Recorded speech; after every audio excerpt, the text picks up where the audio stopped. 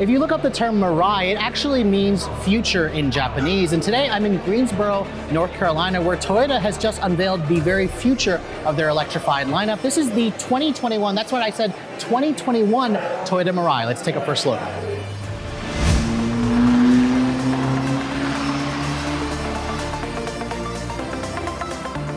So if you guys are unfamiliar with the Mirai name, this is Toyota's flagship of their electrified lineup. It's a hydrogen fuel cell powered car. I actually had the opportunity to drive this thing today here in Greensboro, North Carolina for Toyota's program called Evolution.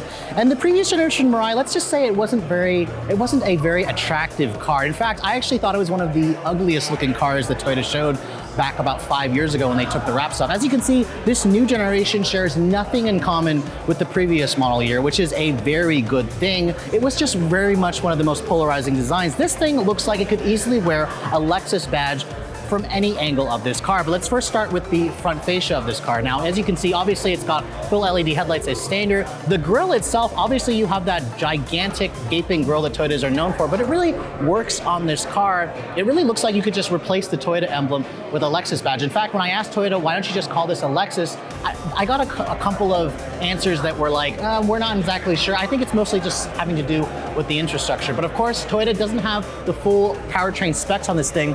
Under the hood, obviously, you're going to have a fuel stack system that's going to produce the electricity. It's going to combine with hydrogen and oxygen to produce the electricity and the water vapor. Toyota says you're going to get about 30% better efficiency versus the previous generation. Now, the previous generation offered about 312 miles of range. So doing some simple math, we can calculate this thing will offer roughly about a little over 400 miles in terms of range. Now, this concept model that I'm showing you actually has 20-inch wheels. They're wrapped in 245 series tires. These wheels are gorgeous. Again, I'm getting very much a Lexus vibe when I look at this car. It's one of the most attractive looking fuel cell cars you can get, which is a good thing because most of the cars that you can get on the market right now are really, really frumpy looking. Now, part of the reason why this car is so attractive is because this is now riding on a rear-wheel drive architecture. It actually is a rear drive architecture that they've had in the lineup for a while.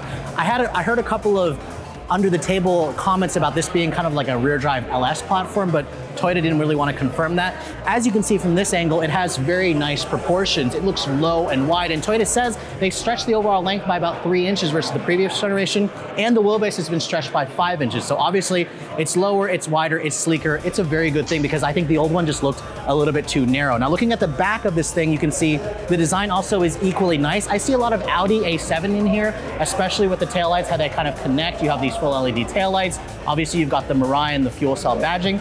This is a really attractive car, but it looks like it's going to be more of a traditional sedan.